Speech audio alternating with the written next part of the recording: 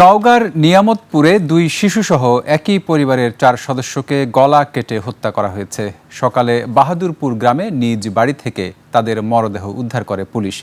জমি সংক্রান্ত বিরোধের জেরে এই হত্যাকাণ্ড ঘটে থাকতে পারে বলে প্রাথমিকভাবে ধারণা করা হচ্ছে। জিজ্ঞাসাবাদের জন্য নিহত হাবিবুর রহমানের বাবা ও ভাগিনাকে আটক করা হয়েছে। প্রতিনিধি রতন ইসলামের তথ্য ও ভিডিওতে বিস্তারিত দেখুন ডেস্ক রিপোর্টে। নওগাঁর নিয়ামতপুর উপজেলার বাহাদুরপুর গ্রামে শোকের মাতম।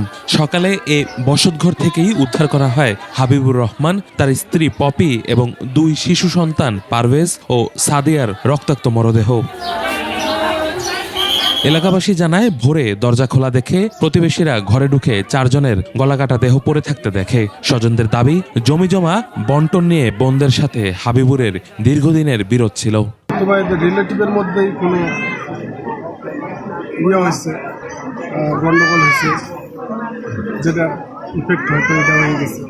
এদিকে ঘটনার রাতে বাড়িতে বাবা নমিরুদ্দিন থাকলেও তিনি বেঁচে যান। জিজ্ঞাসাবাদের জন্য তাকে সহ 2 জনকে আটক করা হয়। এছাড়া রহস্য উদ্ঘাটনে জেলা পুলিশ ও সিআইডি আলামত সংগ্রহ করছে। চেষ্টা করছি যে এই হত্যাকাণ্ডের রহস্য উদ্ঘাটন করতে এবং যত দ্রুত সম্ভব আমরা এই হত্যাকাণ্ডের রহস্য উদ্ঘাটন করতে সচেষ্ট হব। হত্যাকাণ্ডের ঘটনায় এলাকায় থমথমে পরিস্থিতি বিরাজ করছে।